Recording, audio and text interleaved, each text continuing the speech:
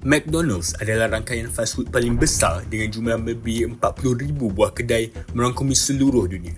Sejak dari dulu lagi, rangkaian restoran ini menjadi pilihan buat ramai yang menginginkan makanan yang sedap dengan harga yang berpatutan. Namun begitu, menjadi berita gempar apabila dunia diberitahu tentang sokongan McDonald kepada tentera Israel. Menurut akaun X McDonald Israel, mereka menyumbang 4,000 hidangan makanan setiap hari pada tentera Israel sebagai tanda persetujuan mereka dengan apa yang sedang dijalankan di Gaza. Syarikat besar McDonald iaitu McDonald Corporations tidak memberi apa-apa lagi kenyataan berkaitan pendiriannya pada peperangan Gaza ini. Tetapi, beberapa pihak berpendapat bahawa tindakan pemegang franchise iaitu McDonald Israel tidak boleh diasingkan daripada syarikat besarnya iaitu McDonald Corporations. Maka, McDonald Corporation seharusnya tidak menggalakkan franchise Israelnya untuk berbuat sedemikian.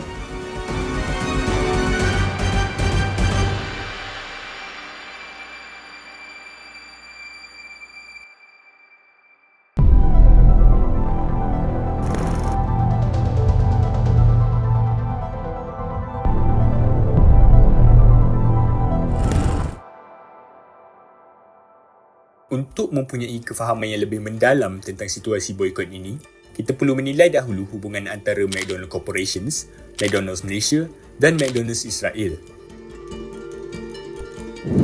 Struktur organisasi McDonald's adalah gabungan struktur berpusat, hierarki dan berbahagian.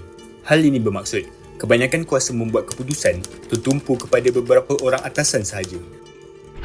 Bisnes model McDonald's Corporation pula berteraskan franchise. Ini bermakna pemegang franchise iaitu pemilik perniagaan bebas yang mengendalikan kedai McDonald's.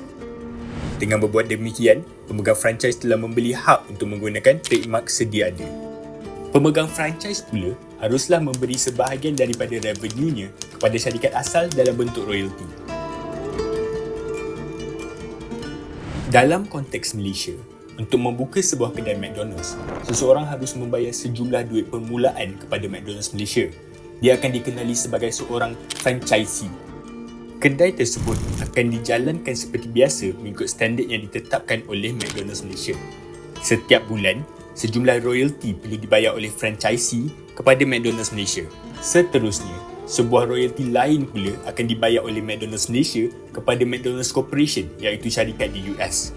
McDonald's Malaysia pula diuruskan oleh syarikat Gerbang Alaf Restaurants Sedian Berhad yang dimiliki oleh Lionhorn Pte Limited iaitu sebuah syarikat Arab.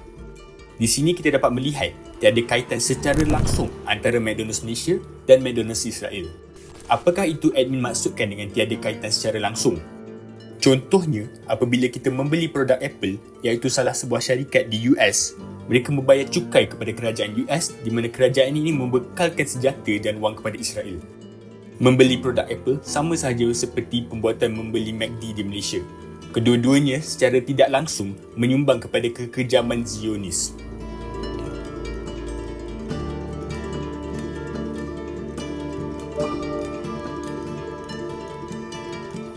Mendalami situasi boikot di Malaysia pula, terdapat dua belah pihak yang sedang bertengkar antara satu sama lain.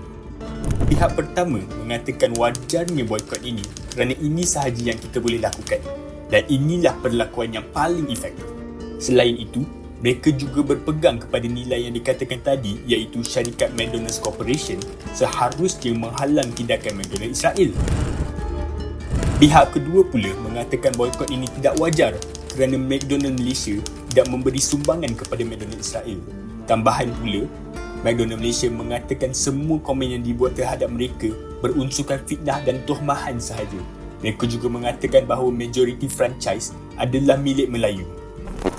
Mufti Pulau Pinang menyuruh orang ramai tidak memboikot McDonald's Malaysia kerana pihak pengurusan syarikat itu sudah menegaskan mereka tidak memberi sebarang sumbangan kepada Israel.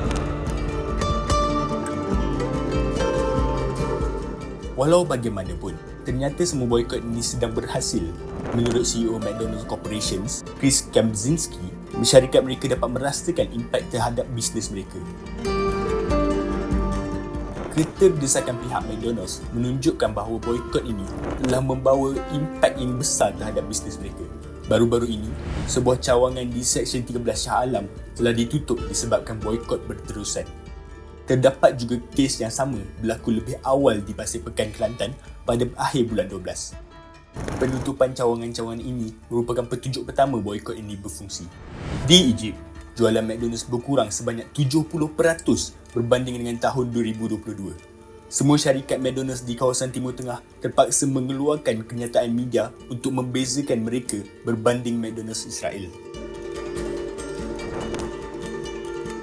Tetapi, adakah boikot ini memberi kesan kepada pihak-pihak yang seharusnya?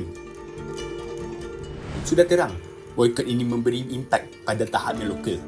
Namun, secara keseluruhannya, boikot ini tidak memberi impak kepada pihak yang seharusnya. Hal ini ditunjukkan dengan keadaan harga stok McDonald Corporations yang hanya menurun semasa boikot ini mula dikenalkan. Kini, impak boikot tersebut terhadap harga stok McDonald Corporations tidak dapat dilihat langsung. Oleh yang demikian, tiada insentif untuk McDonald Corporations ataupun McDonald Israel untuk kisah tentang boikot ini kerana ia tidak mengancam kedudukan mereka. Tetapi, terdapat juga pihak yang masih berpegang teguh dengan kaedah boikot ini. Menurut Alice daripada BDS Spain, beliau mengatakan bahawa ini sahaja cara di mana kita boleh menunjukkan pendirian kita kepada negara kita. Hal ini demikian kerana media hari ini terlalu bias terhadap Israel sehingga sukar untuk memaparkan mesej kita dengan efektif.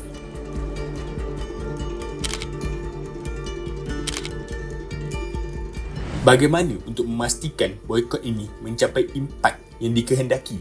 Menurut sebuah interview di Al Jazeera bersama beberapa orang aktivis Palestin, mereka mengatakan bahawa satu-satunya kuasa yang kita ada adalah kuasa rakyat.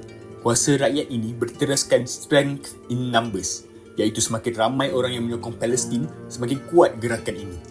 Hal ini boleh dijalankan dengan mengadakan kesatuan sekerja pada peringkat antarabangsa di mana boikot yang dijalankan boleh memberi kesan kepada McDonald's Corporations.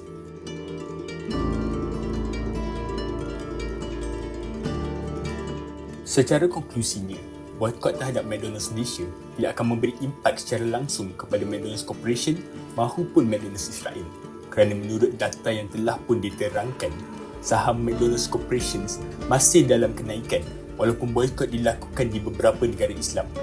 Tambahan pula, perbuatan boikot ini hanya merugikan saham syarikat lokal iaitu McDonald's Malaysia.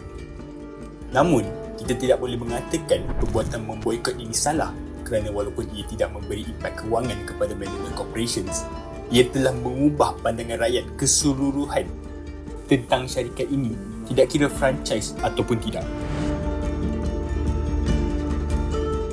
Sebelum saya mengakhiri video ini, benarkan saya memberi serangkap pantun. Buah berangan di rumput pinang, limau kasturi berdaun muda. Aku doa keadilan dihidang, semoga Palestin kian merdeka. Adakah anda setuju boikot ini dijalankan dan ia memberi faedah? Berikan pendapat anda di komen seksyen di bawah.